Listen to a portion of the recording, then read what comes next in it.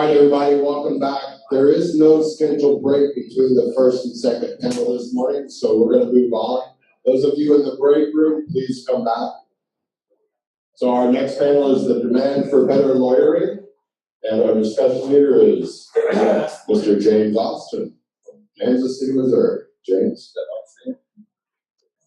I'm slowly stalling, waiting for someone, but that's okay. First thing I'm going to do is tell you something that you already know. Immigration law is complicated. I mean, for a small area of law, an entire scheme of law, it's amazingly huge and complex. And that's why you're going to see within immigration law a problem. Sorry, you just need your face. All right.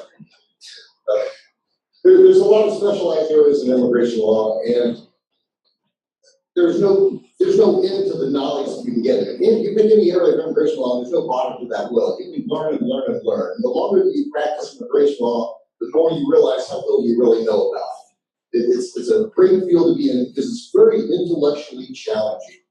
I mean, it's bottomless.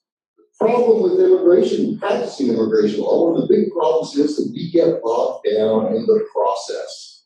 We start losing sight of the law and the concepts under those processes. And you almost have to force yourself to intellectually keep studying, keep learning the law, not just be a paper pusher, not just get to the point where I know how to file these, and I know this is what I need basically to file, and I've got a list of evidence. It's much more than that. It is an intellectual challenge, and it's one of those that doesn't come naturally to many people. It doesn't come naturally to me. You have to force yourself to do it. It's one of the reasons why when you go to interviews, oftentimes you're more knowledgeable about the immigration law than that immigration officer is. They are very compartmentalized in what they do. We're talking some good, smart people, but they get limited training in the law. They have limited time to do training. They can't just take a week off like we do all the time, I'm sure, to go out and learn something at a conference. But much of the training involves systems.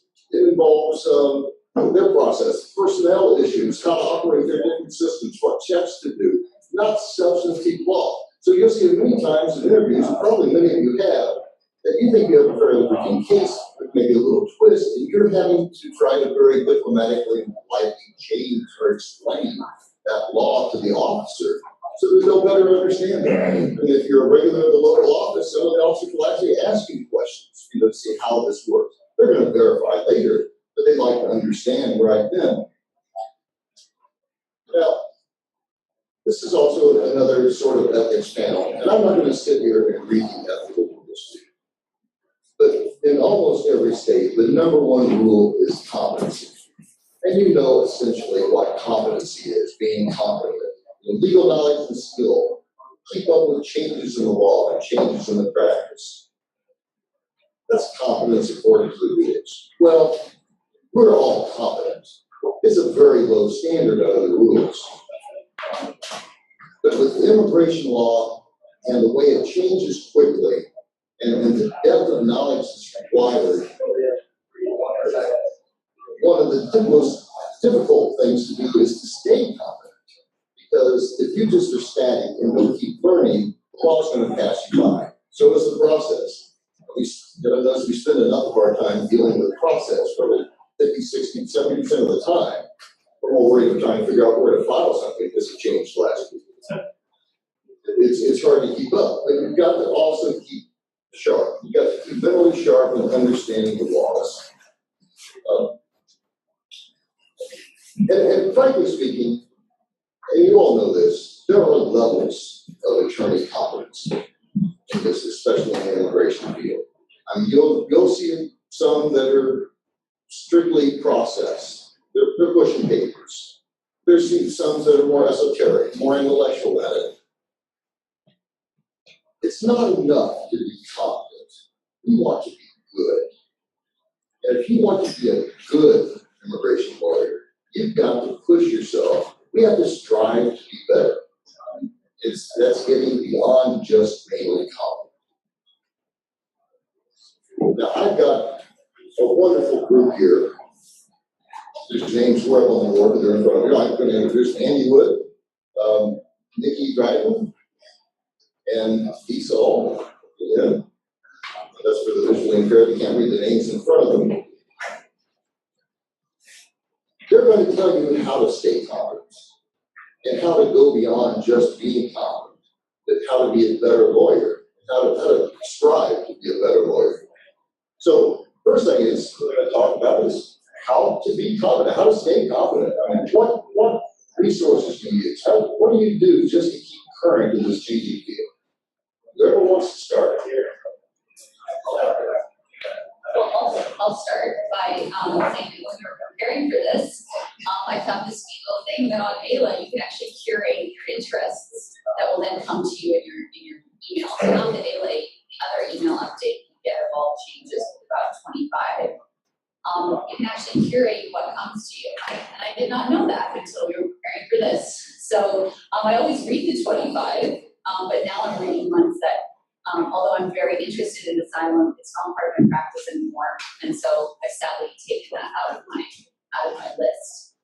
So that was a neat little trick that I discovered. And my rule is when I do read that 25 list, skip the headlines. If I do click on one and open it, I must read it before I save it. I always save things because I do have trouble navigating Ayla on this website, and if you know you read something, I have a hard time with their search. But what I will do is save it in my own drive. And there's something that fits my brain. And but I always make sure I read it first, because if I don't, then there's no point saving it for a later date. And I think what Nikki brings up is one of the points Nikki brings up is the wealth of information on AO's website and their numerous sources of how to not only read those resources and keep up on things, but where do you go and have some kind of little trick or some little method that something that I do is carve out about 15 to 20 minutes every morning. And that's my reading any time of day. But you want to make sure that we keep up on things. So if I don't have that 15 minutes every day, then I won't always get to the email. It's like, where's that in the past? I've had stretches where a month goes by and I've barely read some of those emails, but when I'm at my best, and this is how I try to keep at my best, is by having a system that I really stick to. So 15 minutes first thing, I skim through all the headlines. Sometimes I'll save, I'll open up a window on my browser and I'll have the full article or a piece, and I'll come back to it later in the day or something, but before I close that window, I'm going to read it. So finding whatever works for each of us, and finding routines. Yeah, I would agree too. Like, I'm a very appreciative person of the ALA, posts. I think that helps, especially us right now during this particular time. I think it's always changing. Something that a previous panel yesterday mentioned was the UCIS alerts. I'm subscribed to them. I don't know how many people are here, but we suggest those. And I find listservs, a lot of the ALA listservs, they're very helpful, especially certain chapters. They can be very much more active. I'm also not only a member of the RDC and the BDC, as well as the Washington and my own, native state of Nevada, but each kind of lends a little dimension that I think kind of works out to my practice. So you get to find out a little bit of the nuances. If you do consular processing, BDC and RDC become much more important. And then, of course, I do serve, the DOJ website these days, because you get to find out a lot more. They seem to, post and scold the attorneys, I think. And I saw a Nevada attorney recently actually indicted for tax evasion, which just came up, I thought it was a neat little case, but of course it's Let's talk a little more, because we keep coming back to implement, it seems. And how do you find the information? How do you best use, what's the best tools to try and locate information with that?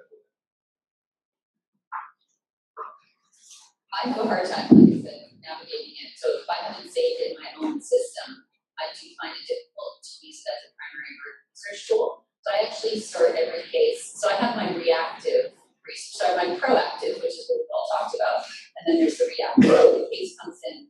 The first thing I do is I sort by Google, because sometimes I just can't remember what I'm talking about. So I'll start with Google. Okay, yeah, now I remember it. Sometimes it'll trigger, okay, that was the name of the practice advisory. Because for me, it's like for InfoNet, you have to have like a pretty good parameter for your search terms for what it is you're looking for. But if you haven't read it before, I do find it difficult to just do a start your search there. So I start my search on Google, and I start my search on the FEM, which is something that I did not learn in law school, despite the fact that my professors said, go to the code in UCC. I got, I think, B- in contracts. I did not buy the UCC because I was trying to save money. So I failed miserably in law school understanding that the regs were the most important thing. I found it more interesting to read the textbook, but I finally realized now, 10 years into my practice, that you have to sort. I sort every consular case with them. No matter, even if I just read it yesterday, there's so many updates that I feel like I have to constantly go back to the very beginning every time in the event that something has been tweaked.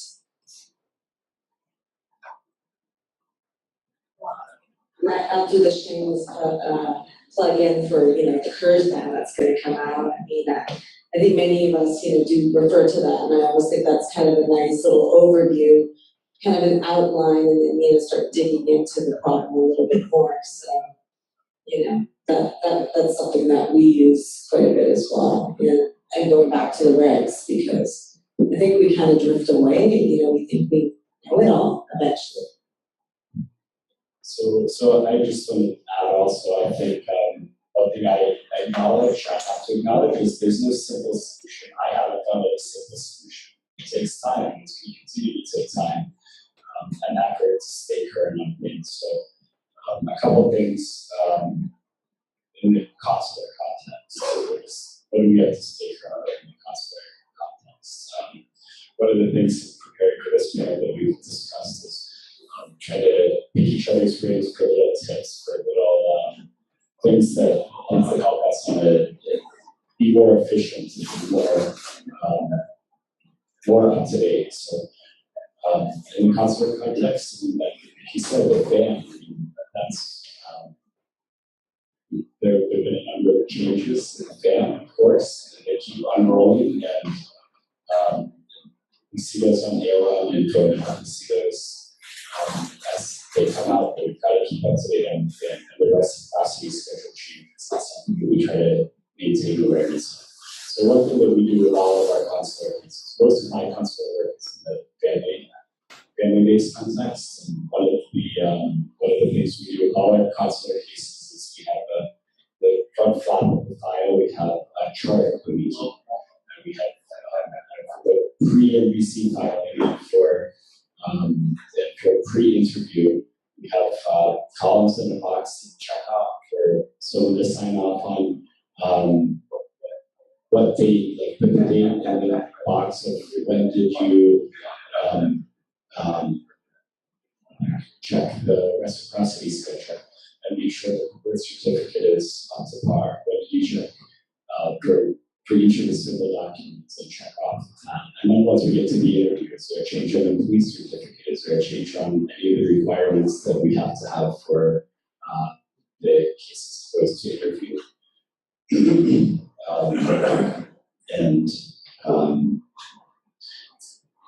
Making sure that we let me leave it at that. Oh, one of the things we say is not just being on a listserv is actually responding to questions on the listserv. And for all intents and purposes, I'm a solo practitioner, even though I work at large firms. I'm completely isolated by myself in Australia. So for me to be able to keep sharp, even when I don't necessarily have time, someone puts an interesting question onto the listserv, whether it's BDC or I'm also on the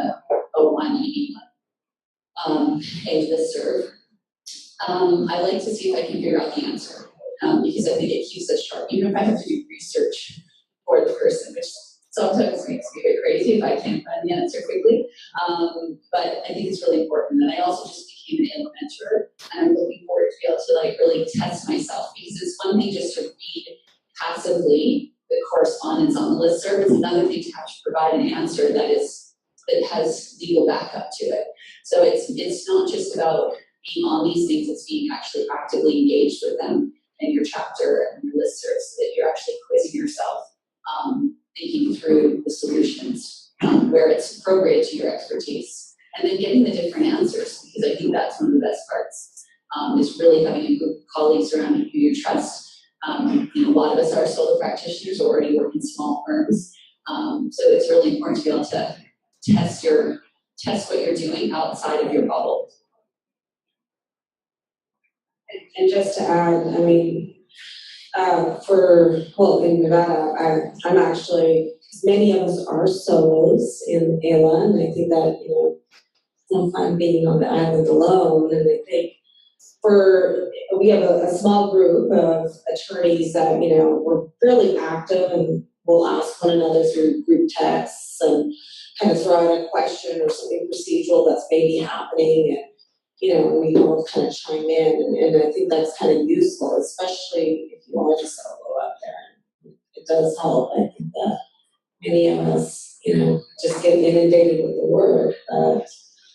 That's important. Yeah, along those lines of using the listserv, using each other as colleagues, I mean, what's one of the most important things for consular work is to know your post, right? And to get for that, just like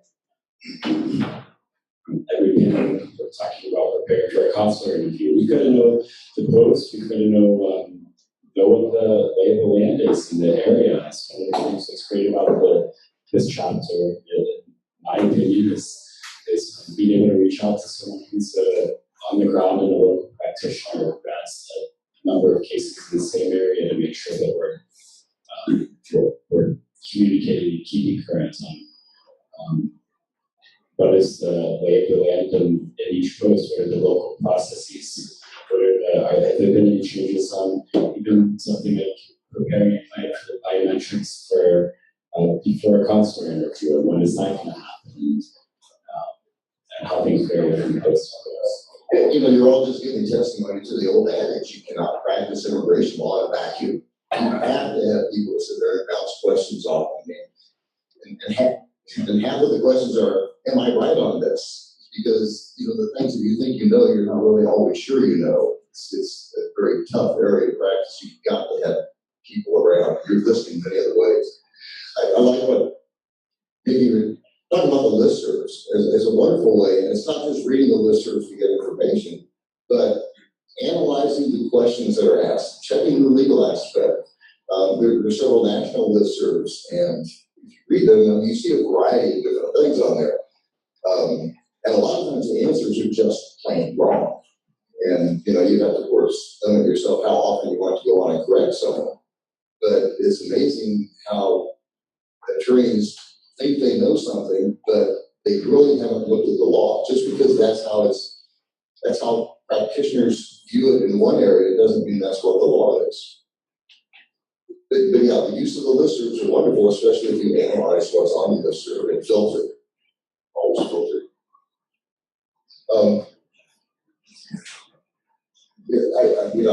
I'm sorry, I can't pick on you. No, I said, thank you. You mentioned reactive versus proactive.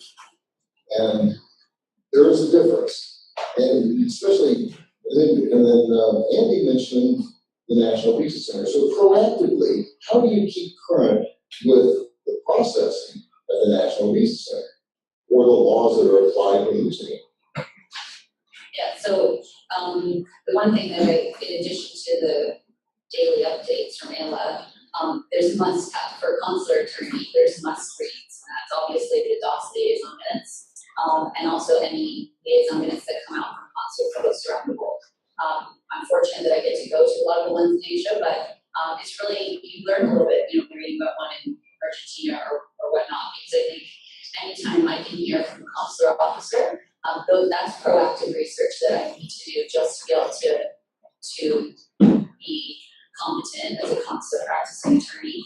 And the same with other liaison meeting notes. So that would be NBC, back when there was liaisons with other agencies, I would say those. So that's part of the proactive, basic, knowledge. Because I feel it's out there in the public. I have to know it.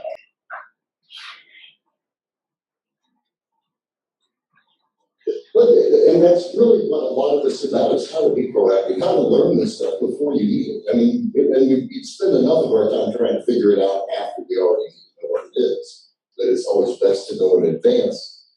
Where do you find the liaison notes?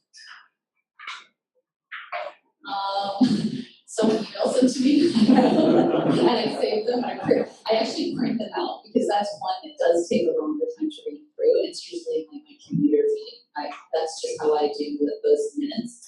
So I don't print them out. I find it really hard to put aside time to read 17 pages or however long it is. So for me, and there's been times when 2 sets of liaison minutes get stacked. I'm like, has this really been 6 months? And that happens. But it's there. That's the goal, to get through it. I think you can probably find it on. The one thing that's nice is if you do fall behind,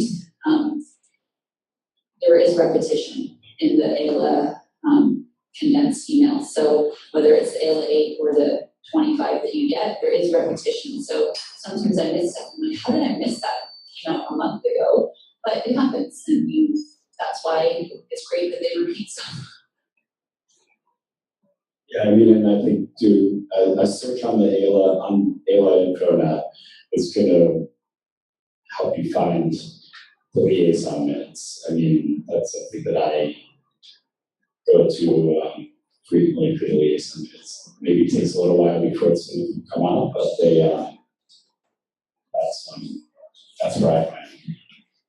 There is a wealth of information in the liaison minutes. And we keep curling back to InfoNet, and we discussed this before, and we talked about participation. Being on a panel is a great way to learn and to expand your thoughts. Because we learn different ways that we use InfoNet. My advocacy has always been, let me back up just a minute if you don't mind. I'm an old practitioner. Before computers, the goal of the really good immigration attorneys would get the interpreter releases and AILA's monthly mailing.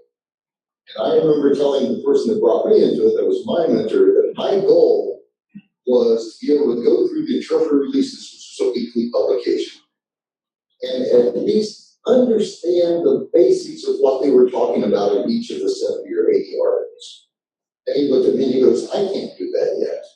Well, I probably, if I picked up an old interpreter release, I probably couldn't either, but that was my goal, was to try and understand it. I don't memorize what's in that. Same with InfoNet. The way I use it, some people use AILA 8. My computer, when I open the internet, it goes directly to recent postings, and you can set it to do, and there's a button for recent postings. Mine automatically comes up. Every day, I read the title of every recent posting, just like I used to do in the old print versions. I won't understand all of it. I won't notice. Only a few of them I'll read. Liaison minutes come out, I'll know they're there. But I'll know everything that's been advanced in immigration law, because there is very little that happens in immigration law that is not in an AILA posting. And if you look at the recent postings, and for example, I'm spreading this a bit, the AILA 8 gives you the top 8. My view is that's lazy. You're limiting your knowledge. There are an average of 20, 25 postings every day of something going on in immigration law. I read every one of them. Even on vacation, I will read the headlines, so I know what happened. Because then if something comes up a week later, I can usually say, hey, that was on InfoNet. I don't need the chapter to sing around something that's going on, because almost all the chapter things I get like that, they were already posted on InfoNet or would be in the next 20 minutes. So if you want to keep informed of everything going on, even if you don't understand all of it, but you know it happened, you get on AILA and on the recent postings. And I learned that there are ways to set if you don't want to do that, if you don't want to read postings every single day, that there's a way you get it at the end of the day, a summary of it. not just the ALA. I mean, keep in mind, ALA, first off, ALA, there's always two to three commercials in there for ALA. So you really should say ALA 5 in this thing. I know they like to use it as marketing, but you know, they use Infonet as marketing too. It's a business, we gotta do this. But you're only seeing less than 1/3 of all the postings on Infonet if all you're looking at is ALA. Which means you're missing 2/3 of everything that's going on in immigration law. And so if you want to be active, if you want to be competent, beyond competent, you need to see everything that's coming. But like I said, I learned that there are other ways. You can do it in a digest form, right? And that works too. Just like you can do a lot of the national listservs in digest. I don't like that real well. But that's okay, because a lot of the digests don't have the little blurb, you know, that you get on a posting, you know, without actually clicking on it. But you hit everything we talked about pretty much is on ALA, and that's proactive, right? You read about it before you need it. And your search, of course, is going to be reactive, and ALA has the great search functions. And the liaison minutes are just absolutely crucial. So I'm kind of passionate about information, because information is your knowledge. And, you know, if you want to know what's going on, you're going to have to force yourself to do it, because somebody's just going to be force feeding it to you. Participation. What else can you participate in that makes you a better lawyer, that teaches you something? Well, You know, I'm stonewalling there. They didn't expect some of these questions. yeah, I think it's important to develop good relationships, whether you get the consular post, whether it's in your local ICE office. For me, I mean, I think that goes back to a little bit of the competency, because certain things change, and having a little bit of a relationship, sometimes you get to find out a few things a little bit earlier than maybe everyone else, jurisdictionally anyways.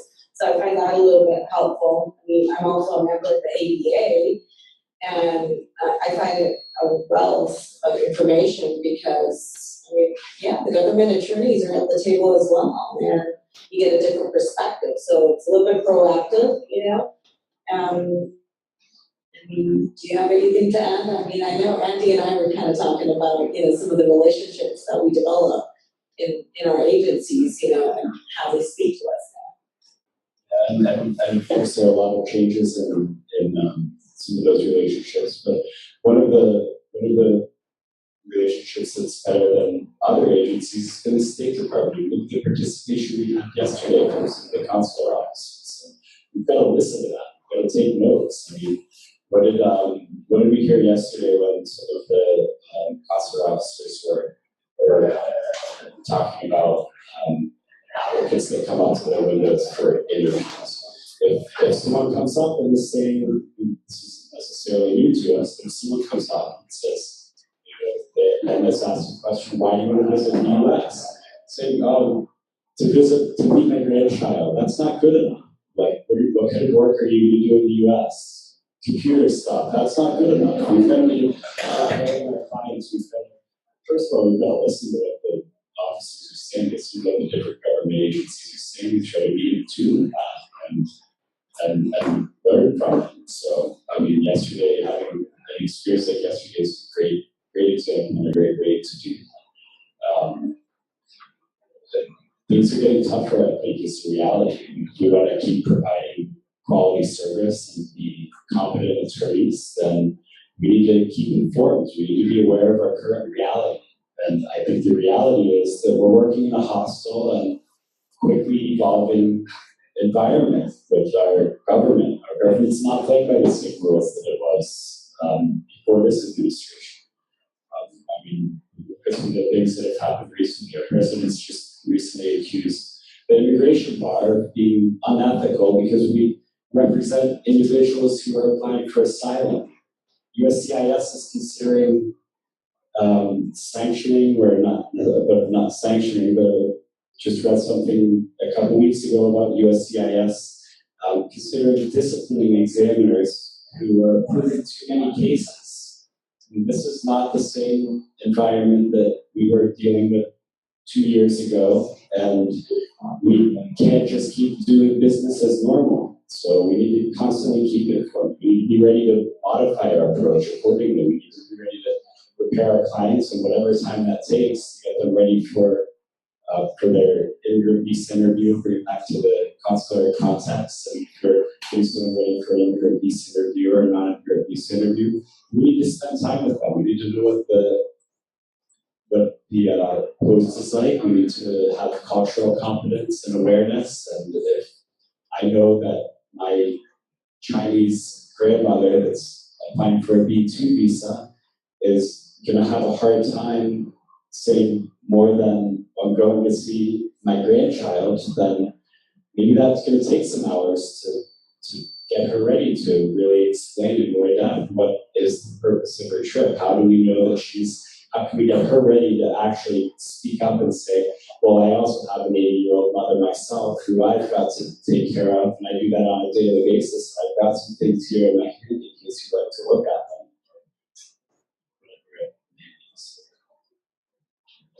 But you gain that knowledge, so by participating in the panel, but by being at the conference, this is knowledge that you pass on to your clients, this is background.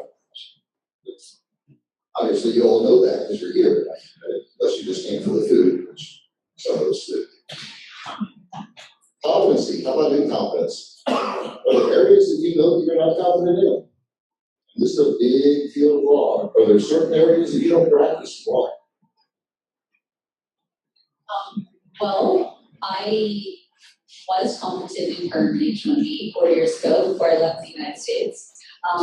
My feeling is that it would be a bad idea for me to try to file a cap case from Australia just for the logistical purposes of what happens if I get stuck at customs. So for me, I've decided it would be unethical for me to try and file a cap case.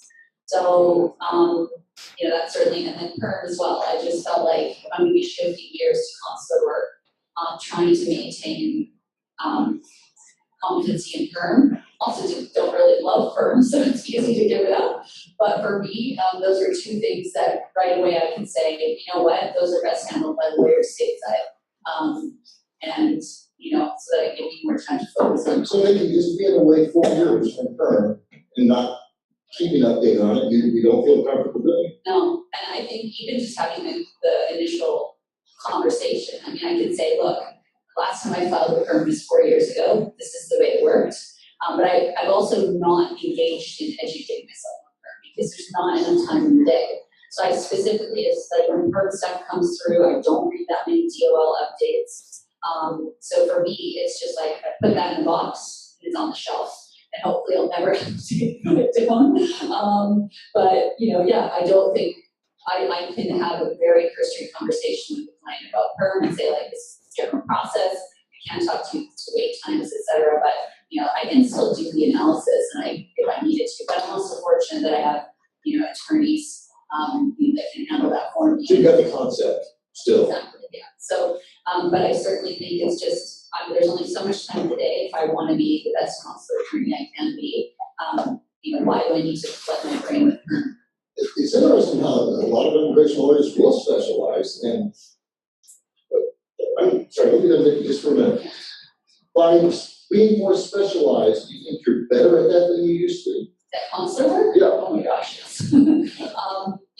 Obviously, I spend all day describing people for visa interviews across Asia. So, just the volume alone makes me so much more confident in that. I mean, I prepped mostly petition-based cases for interview when I was New York-based, so it's a little easier. But, even just understanding, I think I'm not really sure. I didn't really understand this concept of, like, you're so much paper-based focused when you're in the US, so much USCIS based, and even on a blanket L, I see my colleagues sending things that are like, they've spent time writing a letter, and they may not have, at the point, so I get hired a lot just to prep people for the consular piece. And so I might be the first person that's talked to the employee ever from the law. And then you realize that their English language skills are weak or they're timid, and that you can have conversations then with the HR, if it's a big corporate client, say, you need to be thinking about this when you're thinking about your transferring, but that's a slightly different conversation. But sometimes it's, 3 days before the interview and you're the first person that's talked to them. So that's, that's the kind of expertise that I've spent 4 years just doing. And why I feel like someone else can become a MERN is it can handle a MERN.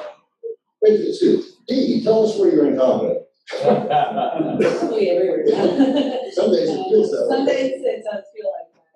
Nowadays, probably more. Oh, so much I don't know,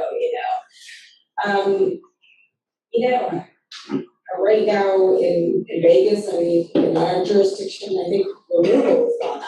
And then due diligence in a lot of the CBP ports of entry. I mean, even though we're a secondary post, we seem to have a lot of flux on that and I-9 compliance work. So, I mean, that's where I'm spending more time is beefing up on probably the I-9, which a couple of years ago, nobody was really doing, in my jurisdiction. And now it's become a big deal, really recently due to the raids. So it's one of these things where I don't think, I've ever, I don't know, for me as an attorney, I've always thought it's just an evolution of learning. I don't think I ever can sit there and say I know it all. I probably won't. I feel like some of my learned colleagues, and when I was speaking about certain things and spoke about an ICE case, and I was like, oh, I've never done that particular thing. So, I mean, that value, just, having the interaction with different colleagues, it's, areas does, make a difference. So I feel like I don't know very much at times. So the first step is admitting it. Because there are some lawyers out there that just often sometimes really will take anything coming in the door and then they'll try and figure out how to do it afterwards as opposed to trying to learn it. But I think we all start a little bit that way, because we all have to get our feet wet or something. But I mean, for me, I don't do J1 physician waivers, won't deal with residency programs. Because I went to a seminar on it once and realized that this is extremely complex, not just immigration law, but the way the programs work. And I could never get good enough to give full, total advice to a client in that area. So I don't do it. I refer to other people that, deal with these things that have taken the time to get very good at it. Any areas that you feel limited in? I think the main point here is that resonates with me the more I limit. I do a mix of family-based more than anything, employment and removal work. But the more I limit the type of cases that I take on, the more confident I feel with the ones that I do take on. That's only natural, but I don't do any HTB and do EB5. Those are a couple of the big ones. I don't do adoption within family because they don't really come in my door. I mean, I'd be confident to figure it out if I had to, but because I've spent my time elsewhere, then I feel like that's helped me to develop the type of cases that I'm good at and that I really want to have more of anyway. So if someone comes in with an HTB issue, then I'll quickly refer it out to someone else that I know. You can make yourself fairly confident, but not good at it. I'm in the same position with you on several things like that. I recognize my limitations and I don't want to take the time to learn some things if I'm not going to be doing them enough to make it worthwhile. And also if I'm not going to be providing a good service to the client. I know other people who do a better job of this. And like you say, the level of competence required under the applicable rules is maybe a different standard than the quality that we want to provide. Any other comments? Another issue we want to deal with a lot is communications, and this is a good group for that because I'm going to read the rules, but it's usually up there too. Communications that you have to explain in a manner to the extent reasonably necessary to permit the client to make informed decisions.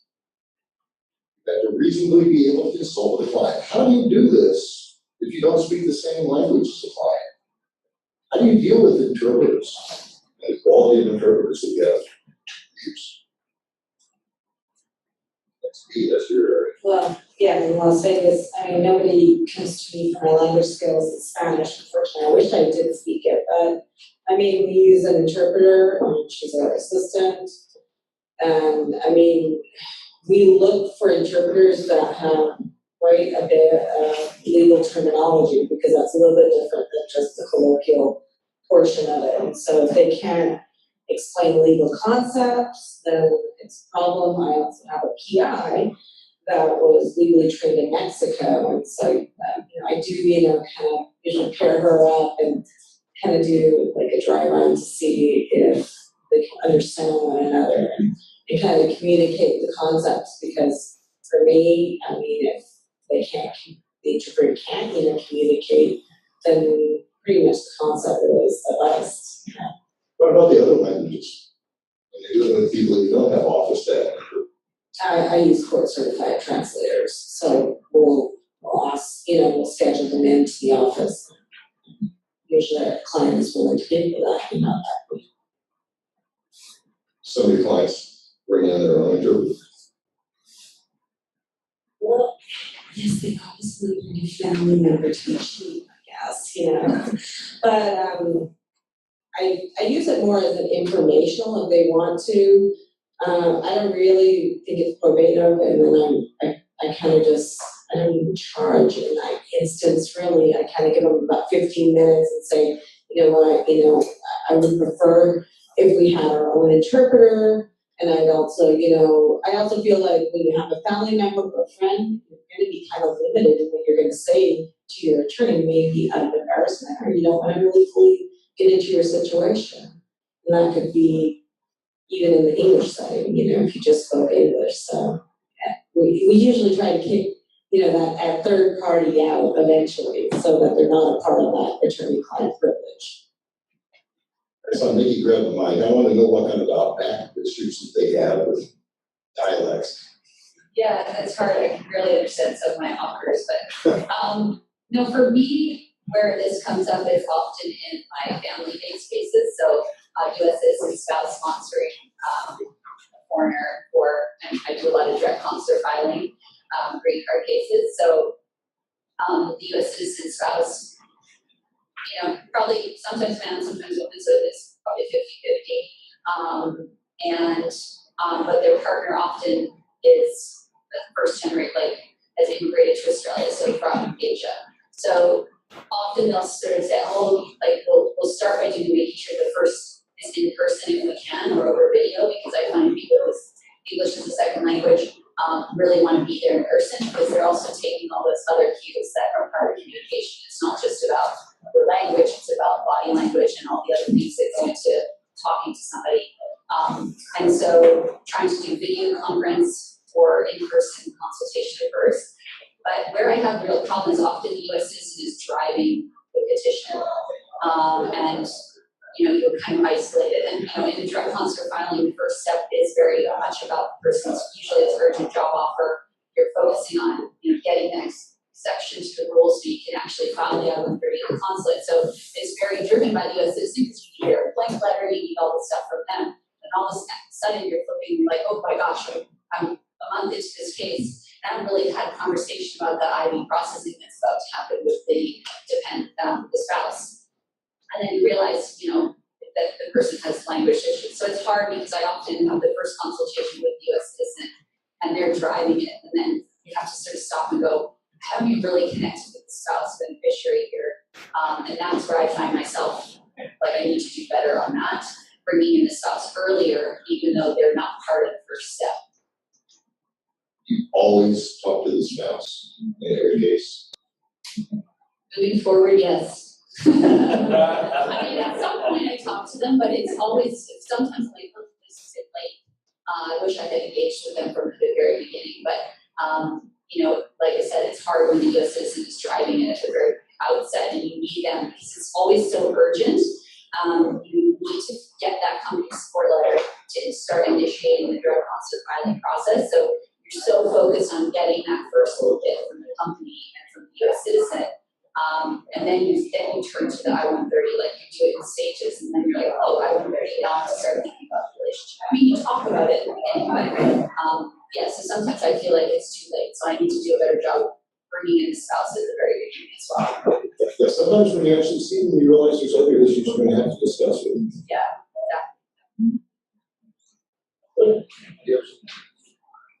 I mean, just thinking that D said in the context of my office, of how important it is, I think, to have either a translator who's part of our staff or who's a professional translator who's excited to do this. And I mean, or it won't take long before, because it's always urgent, whatever the context, direct cost of planning or anything to our clients' lives are at stake in any case, and it's always something that's urgent that's happening. So if we don't have translation done properly, then it doesn't take long before I say something.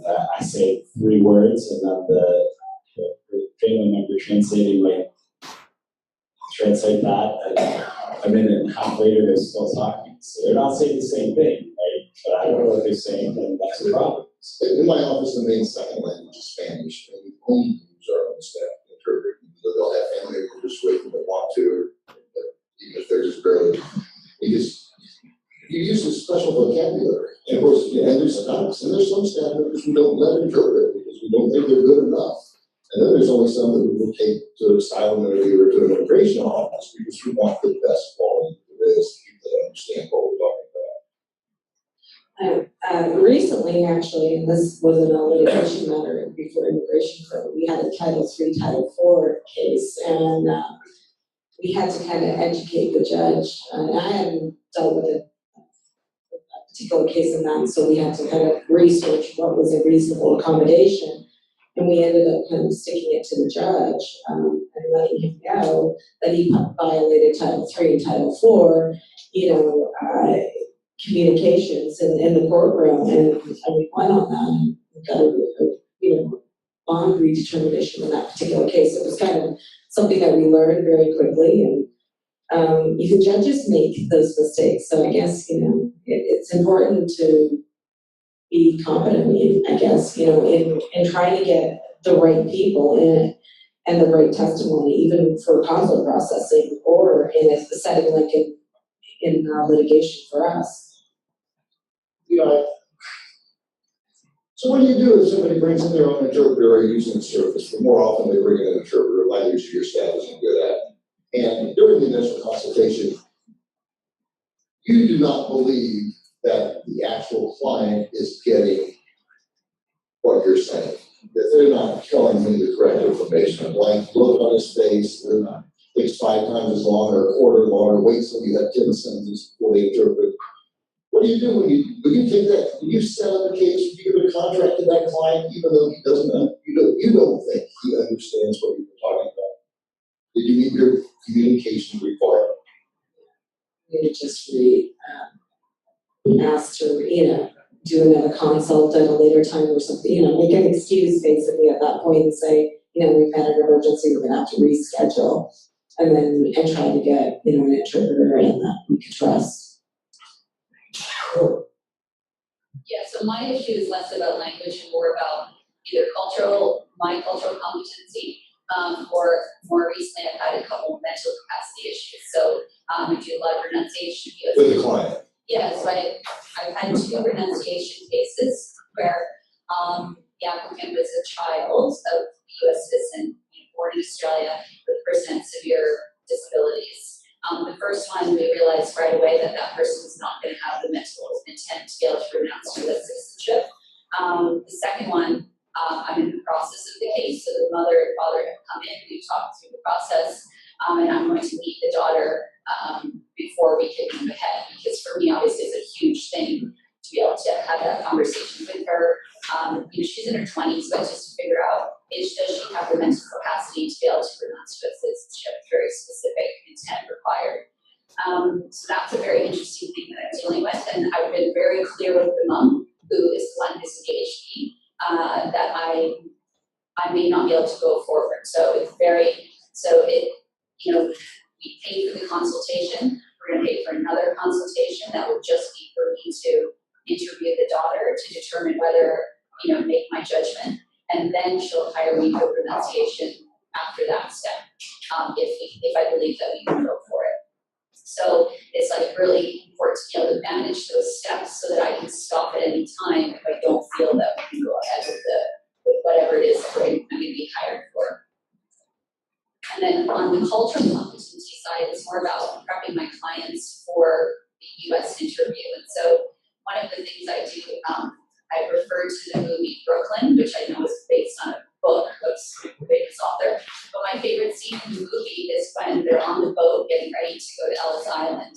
And one of the two roommates are both Irish immigrants. One of them has already been through Ellis Island, and she's prepping the main character and says, when we get to Ellis Island, we need to think like an American.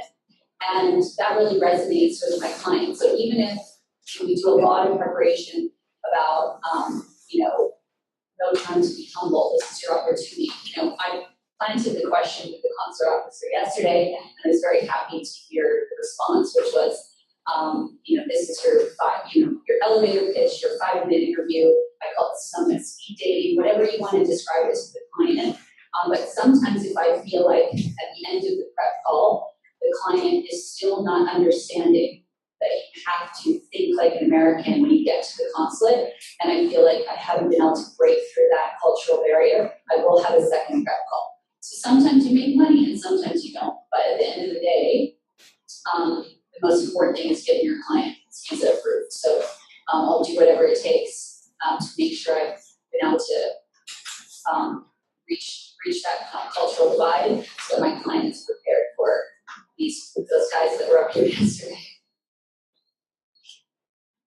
Another issue is the quality of the advice we give. I mean, the rules do require us to be able to inform the client in enough specificity of what the path is going to be, what the options are going to be. However, you see some people in the initial consultation pretty much say, okay, we're just going to follow this, we're going to do that. How in depth do you go in a consultation, try and explain the path someone's going to follow and possible problems? Because a lot of what we do, there's discretion along the way. And what do you do when they say, they don't really understand the path, or, what's the likelihood of success? Do you give probabilities? I never will give a percentage or refuse to ever give a percentage of that chance. That's what people always want to hear, right? I know attorneys who will give a percentage, and that's, however we all want to communicate that client, that I just refuse to give a percentage chances. How do you discuss the likelihood of success?